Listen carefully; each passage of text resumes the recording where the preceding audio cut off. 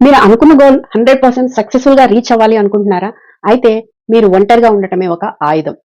అదేంటి ఒంటరిగా ఉండటం అనుకుంటున్నారా? ఇప్పుడు మనం చాలా మంది చేసే పొరపాటు ఏంటి అంటే చుట్టూ ఉన్నది మన వాళ్ళే అని ఒక ఫీల్ అవుతాం.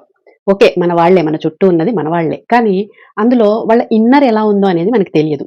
సో ఇది తెలియక మనం ఏమనుకుంటాము అంటే ఎవరైతే మన సక్సెస్‌ని కోరుకోరో వాళ్ళనే ఎళ్లి సజెషన్ అడుగుతాం. ఎవరైతే మనని వెనక్కి లాగాలి అనుకుంటున్నారో వాళ్ళనే ముందుకెళ్ళాలి అని ఒక పర్మిషన్ అడుగుతాం. ఎవరైతే మనం హర్ట్ అయితే చూడాలి అనుకుంటారో వాళ్ళనే హెల్ప్ అడుగుతాం.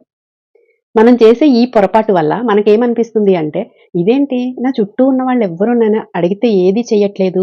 అంటే నేను ఎంచుకున్న గోల్ తప్ప నాకా టాలెంట్ లేదా అని మన పైన మనకి ఒక సెల్ఫ్ డౌట్ ఒస్తుంది. ఆ సెల్ఫ్ డౌట్ వల్ల మనం చేయాలనుకున్న పని మీద కాన్ఫిడెన్స్ రాదు. సో, మీ సక్సెస్‌ని మీరు మాత్రమే చూడగలరు.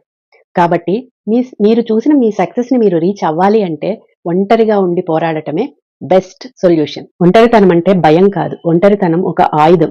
నిన్ను నువ్వు అర్థం చేసుకోగల గొప్ప ఆయుధం.